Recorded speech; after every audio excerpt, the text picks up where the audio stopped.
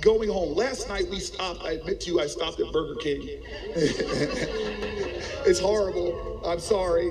They got this new vegan burger though, and I justified the apple pie and French fries and vegan burger. It was bad, it was bad. The flesh is weak.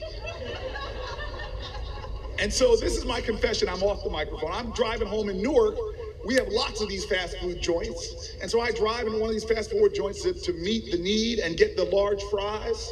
And you know, I'm sorry, I'm the guy that believes we should deschedule marijuana on the federal level, but maybe we should schedule those fries because they are very addictive. And so I get my fries from the drive-in window, and I'm driven in Newark by a police officer. Guy grew up in the project, served in the military, came back home, and he's been a police officer, now a detective. He drives me around in Newark, amazing guy, up from the projects in Newark. He drives me around. We often don't need to communicate with each other. When we passed by this fast food restaurant, all he did is look in the rearview mirror, and when I hung my head in shame, he knew to go into that. So now I've got my French fries, and I'm holding them like it's Lord of the Rings, my precious.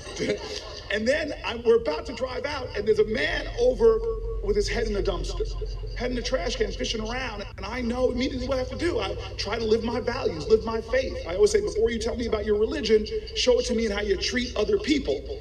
And so I roll down the window because I know what my religion says. I think Jesus said something about if you have 2 McDonald's French fries and your neighbor has none.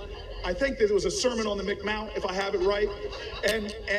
And so I called the guy, hey man, you okay? He tries to wave me off. I go, hey brother, what do you need? He goes, I'm hungry. And so I reached in my bag and I pulled out one of my 2 fries, and I reach out, hey man, take some of my fries. He comes over, he takes the fries, and then he stops and he looks at me. And I know I was working with Mayor Jim on some service projects here.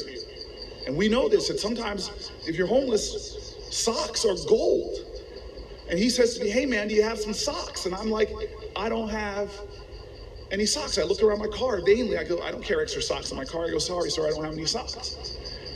And he looked a little disappointed, still happy he had the fries, but I could see he was in pain. And he stepped away from my car, and I looked at Kevin to drive the car, but he doesn't move the car.